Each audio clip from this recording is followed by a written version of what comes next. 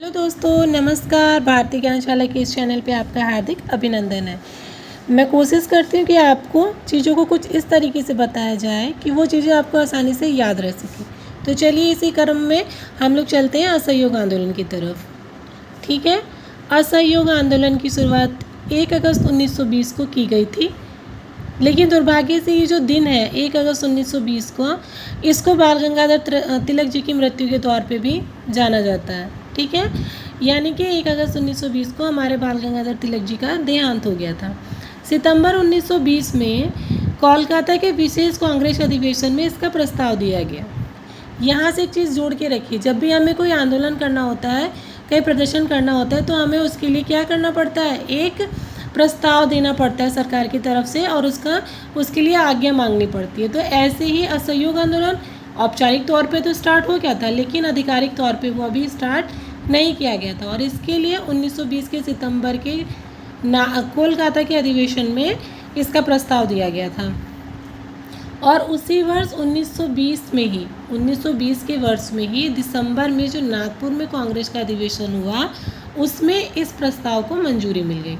ना सिर्फ प्रस्ताव को मंजूरी मिली, बल्कि सभी लोगों ने मिलजुल कर एक मसौदा तैयार किया कि पूरे देश भर में हमको ये जो देशव्यापी आंदोलन चलाना है, वो हम किस किस तरीके से चला पाएंगे। यानी कि पूरी कार्यशैली की शुरुआत वहाँ पे उन्होंने एक अपना मसौदा तैयार कर लिया था। देखिए, किसी भी आंदोलन के पीछे, किसी भी जंग के पीछे कोई ना कोई वजह होती है। तो आइए असहयोग आंदोलन के पीछे की वजहों के बारे में हम लोग थोड़ा सा जान लेते हैं। पहला कारण तो ये था कि विश्व युद्ध जो हुआ था 1914 से 1918 के बीच में, उसके बाद महंगाई एकदम से इतनी बढ़ गई थी कि भारत की जो जनता थी वो एकदम त्राहिमाम हो गई थी, और सरकार ने उस महंगाई के स्तर को कम करने के लिए कोई भी काम नहीं किया। तो जो भारतीय जनता थी उस समय की, वो सरकार के प्रति बहुत क्रोध में थी। अभी उस समय के लोगों के बारे में आप लोग थोड़ी सी कल्पना करके देखिए कि उन लोगों के पास कोई सोर्स ऑफ इनकम नहीं था किसानी के अलावा, मजदूरी के अलावा, और उसके बावजूद उन लोग को इतना सारा कर देना पड़ता था। मतलब सरकार का जो उदासीन रवैया था, उन्होंने एकदम से उन लोगों को तोड़ के रख दिया था। वो लोग खुद ही मौका ढूंढ रहे थे कि ऐसा कोई मौका मिले कि हम लोग इनके खिलाफ जाके कुछ कर पाएँ, है ना। तो एक को कारण ये था। दूसरा, जब विश्व युद्ध हो रहा था, ठीक है, जब विश्व युद्ध हो रहा था, तो इन्होंने क्या किया था, इन्होंने भारतीयों को बुलाया कि भाई आप हमारा साथ दीजिए युद्ध में, ठीक है, सैनिक बन के चलिए हमारे साथ, हमारे पक्ष में युद्ध कीजिए, और जैसे युद्ध समाप्त होगा हम पूरे संवैधानिक सुधार करने की कोशिश करेंगे, ठीक है ना। तो जो भारतीय थे उस समय, उन्होंने विश्व युद्ध में ब्रिटिश सरकार का खूब सहयोग किया, और जब जैसे युद्ध समाप्त हुआ, इन लोगों ने ये उम्मीद लगा रखी थी कि हमने इनका बहुत अच्छे से साथ दिया है, तो ये भी हमारा साथ देंगे।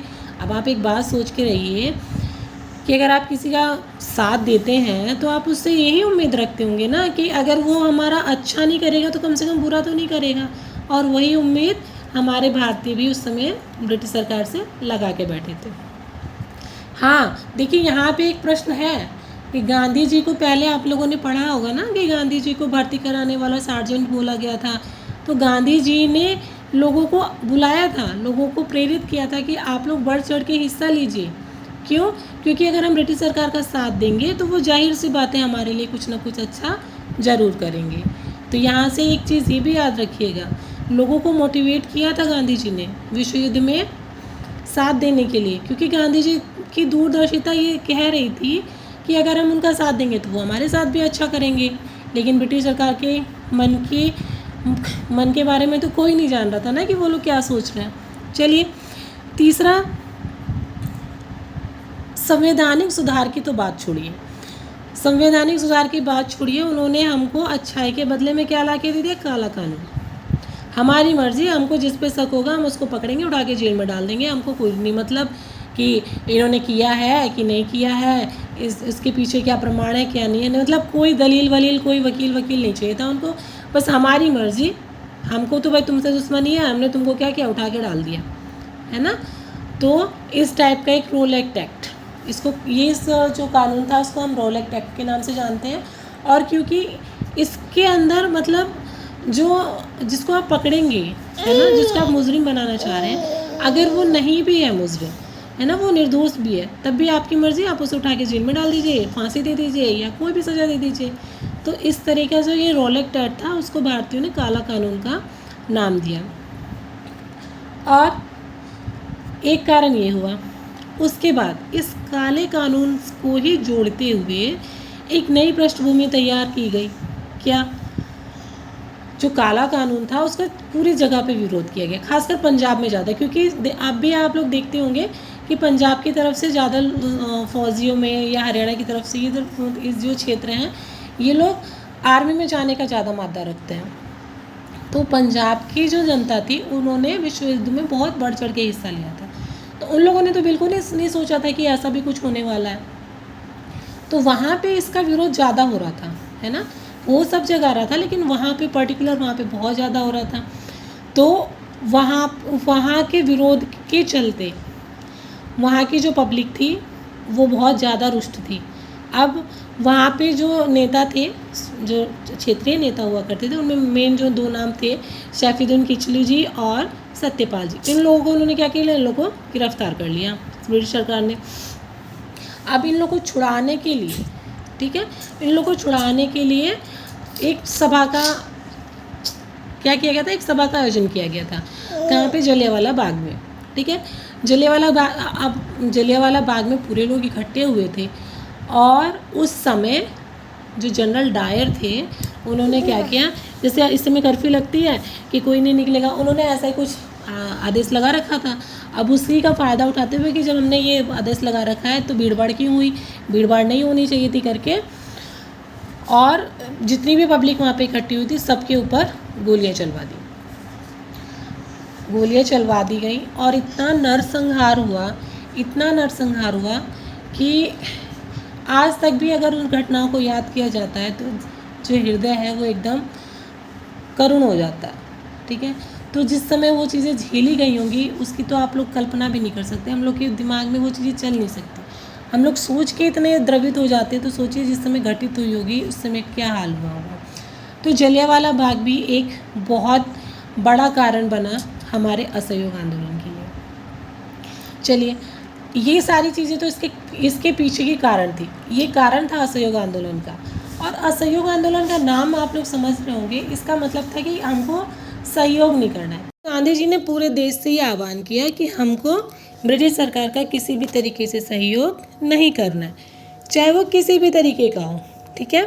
तो उन्होंने पूरे देश से ये आह्वान किया कि हमको हर एक सरकारी चीज़ का बहिष्कार करना है, चाहे वो स्कूल है, कॉलेज है, कोर्ट्स हैं, फैक्ट्रीज़ हैं, कर है। कर का मतलब कि हमको कर भी नहीं देना है ना, तभी तो हमारा आंदोलन मजबूत होगा। और विदेशी कपड़ों का बिल्कुल त्याग कर देना है, विदेशी शराब, मतलब हर एक वो चीज़ जिसका कनेक्शन ब्रिटिश सरकार से हो, हमको उस चीज़ का एकदम से बहिष्कार करना है।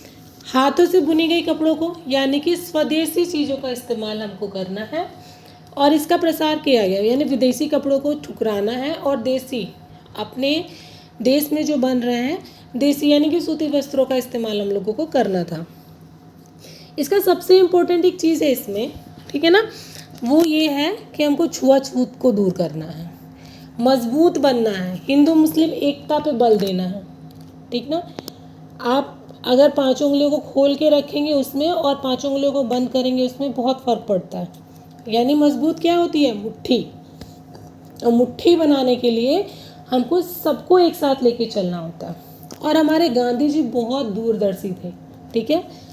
उनकी दूरदर्शिता ने ही उनको खिलाफत आंदोलन का नेतृत्व करने के लिए उकसाया था।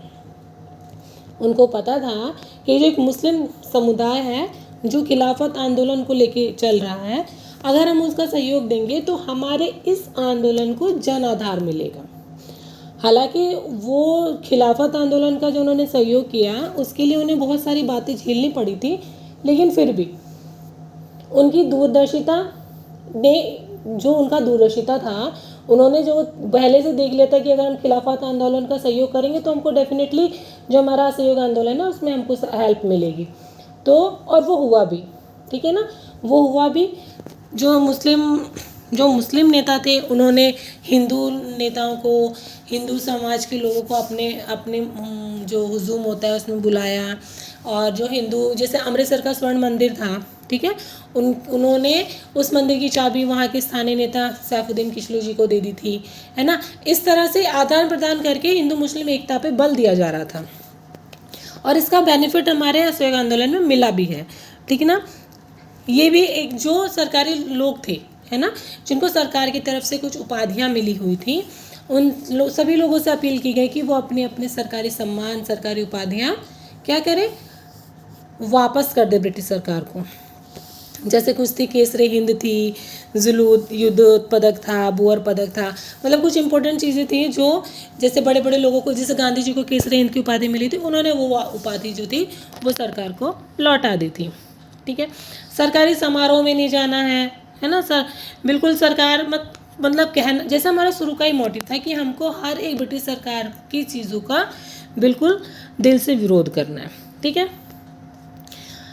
आते हैं अब क्या होगा, अब चलते हैं एक बहुत ही इम्पोर्टेंट तथ्य के पीछे।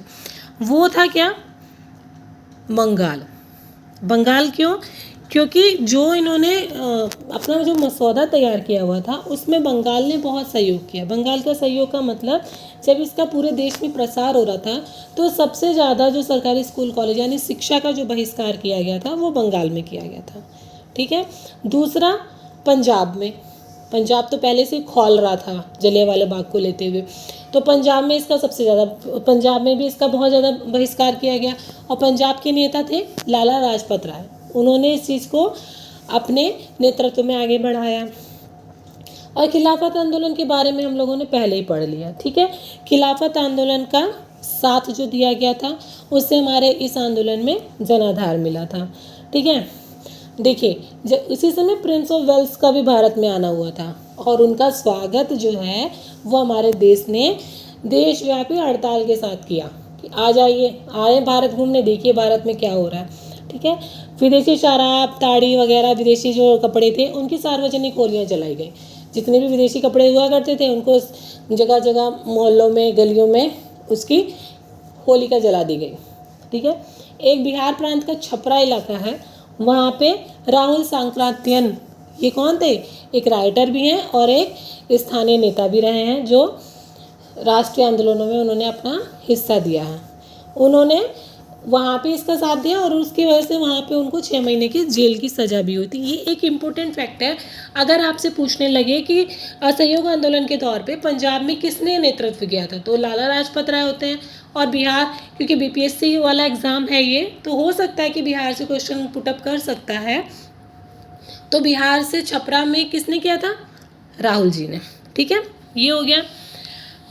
यहाँ तक सारी कार्यवाही असहयोग आंदोलन की बिल्कुल वैसे चल रही थी जैसे उन्होंने मसौदा तैयार किया हुआ था। हर जगह मजदूर, किसान, सरकारी नौकर, ठीक है, सब लोग आप लोग स्टूडेंट को भी कह सकते हैं, है ना, मतलब छात्र तक ने भी इस असहयोग आंदोलन में अपना पूरा सहयोग दिया। और वो भी कैसे, जो कार्यशैली जो है वो कांग्रेस की समिति ने जो पहले 1920 में तैयार की थी, बिल्कुल सेम उस तरह से चल रहा था। हर व्यक्ति अपने स्तर से ब्रिटिश सरकार का असहयोग करने के लिए तैयार था। लेकिन दुर्भाग्यवश, अब इसे दुर्भाग्य ही कहा जा सकता है और क्या कहा जा सकता है, दुर्भाग्यवश 5 फरवरी 1922 को गोरखपुर के एक चौरी चौरा नामक जगह पर जुलूस निकल रहा था और वहाँ जुलूस को रोका गया स्थानीय पुलिस के द्वारा। तो आक्रोशित जुलूस कर्मियों ने क्या किया, थाने में ही आग लगा दी।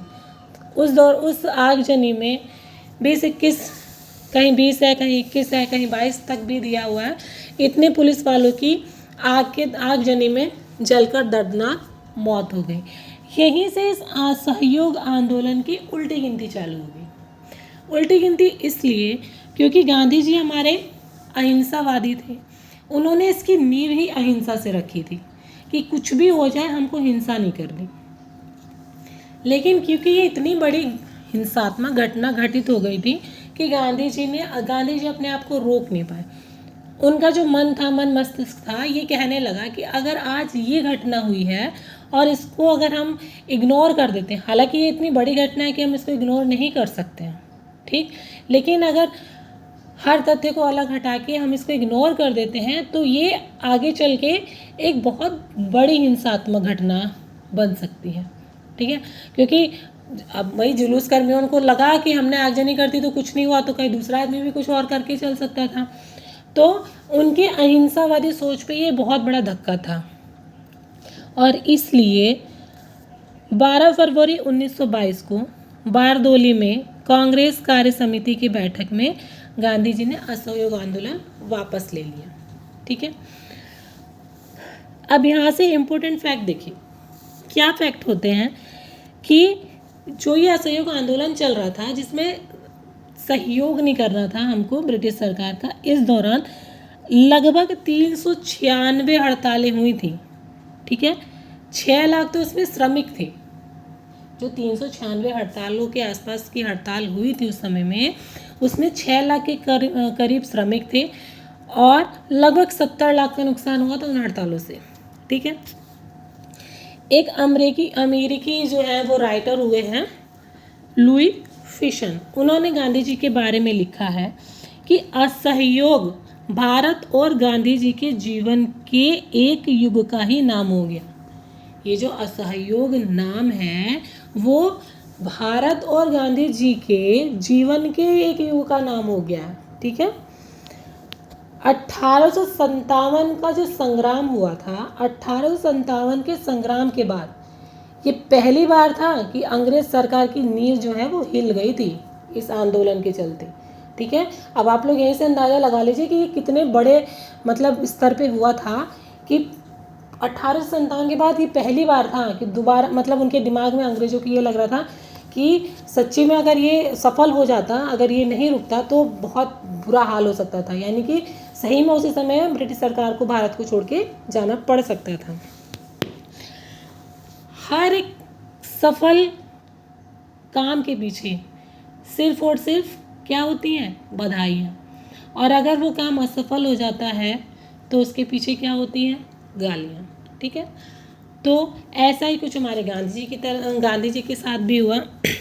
असहयोग आंदोलन उन्होंने अहिंसा की दृष्टि को देखते हुए बंद तो कर दिया, वापस ले लिया, लेकिन इसके चलते उन्हें कुछ नेताओं के, कुछ लोगों की बातों को भी सुनना पड़ा, ठीक है। हालांकि गांधी जी ने ये कह दिया था कि अहिंसा के आगे आने के वाले हर चीज़ के लिए मैं तैयार हूँ, मैं कुछ भी कर सकता हूँ, ठीक है, चाहे उसके लिए मेरी जान में चली जाए मैं तैयार हूँ, लेकिन मैं अहिंसा का रास्ता कभी भी छोड़ूंगा नहीं। गांधी जी के असहयोग आंदोलन वापस लेने के लिए नेहरू जी ने क्या बोला? नेहरू जी का ये स्टेटमेंट था कि कन्याकुमारी के एक गांव में अहिंसा का पालन नहीं किया तो हिमाचल के गांव को सज़ा क्यों मिलनी चाहिए। उन्होंने ये टोन कसा था कि मान लो चौरी चौरा में जो हो गया, अब उसके लिए पूरे भारत को आप सज़ा दे रहे हैं, है ना। दूसरा, बोस जी ने, सुभाष चंद्र बोस जी ने कहा था, ठीक उस समय जबकि जनता का उत्साह इतने चरम पे है, वाकई बात तो सही थी कि पूरे देश में एकदम रोष था, वो हर तरीके से अपना स्वराज्य वापस, वो हर तरीके से ब्रिटिश सरकार की गुलामी से थक चुकी थी एकदम।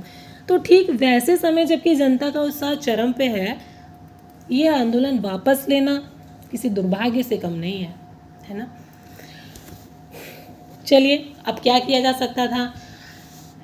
एक आप ये सोच सकते हैं कि जिस दिन ये स्टार्ट हुआ उस दिन हमारे एक महान नेता चले गए, तो दुर्भाग्य तो वहीं से स्टार्ट हो गया था।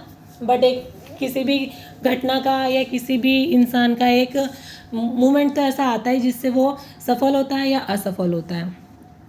इस दौरान 6 साल की गांधी जी को सज़ा भी की गई थी और जो उनके जज थे, ठीक है, उनको 6 साल की सज़ा हुई थी क्योंकि उन्होंने कानून तोड़ा था, ठीक ना। तो उनको जो सज़ा दिए थे, जो न्यायाधीश थे उस समय, ब्रूमफील्ड, ठीक है, ब्रूमफील्ड। यहाँ से देखिए इंपॉर्टेंट क्वेश्चन है, बीपीएससी कहीं से भी क्वेश्चन पुटअप कर सकती है। तो अगर वो पूछे कि असहयोग आंदोलन के दौरान जो गांधी जी को सज़ा दी गई थी वो किस जज के द्वारा दी गई थी, तो उनका नाम था ब्रूमफील्ड, ठीक है। लेकिन 5 फरवरी 1924 को उनको रिहा कर दिया गया। सज़ा 6 साल की हुई थी, लेकिन उनकी स्वास्थ्य संबंधी शिकायतों को देखते हुए, तकलीफ़ों को देखते हुए उनको 5 फरवरी 1924 को ही रिहा कर दिया गया था। और जो ब्रूमफील्ड थे, कौन थे? ये वो जज थे जिन्होंने गांधी जी को सज़ा सुनाई थी। इन्होंने कहा था कि अगर सरकार ने आपकी सज़ा को कम, ठीक है, अगर सरकार ने आपकी सज़ा को कम या आपको रिहा कर दिया तो शायद जितनी खुशी मुझे होगी उतनी किसी को नहीं होगी। तो ऐसी पर्सनालिटी थी हमारे महात्मा गांधी जी कि जो उनके दुश्मन हुआ करते थे, जो उनके विरोधी हुआ करते थे, वो भी उनसे प्रभावित हुए बिना नहीं रह सकते थे। इस तरह से हमारा असहयोग आंदोलन समाप्त होता है।